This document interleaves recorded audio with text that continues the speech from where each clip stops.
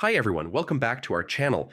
In today's video, I'll show you how to make a report in Wrike step by step. If you want to track your team's progress or create a project overview, this guide is for you. Let's get started. First, open your browser and log into Wrike with your username and password. Once you're in your workspace, look at the menu on the left-hand side.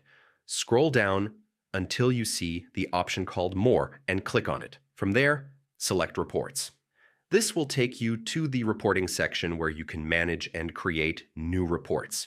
Now click on Create Analytics Board. A pop-up window will appear asking you to set up your report. At this point, you'll need to choose the details for your report, select the project or folder you want the report to focus on, and then pick the parameters that matter most to your team. Wrike will handle the setup for you. Once you're happy with your selections, click Create. Wrike will instantly generate your customized report based on the information you provided. That's it. You've successfully created a report in Wrike.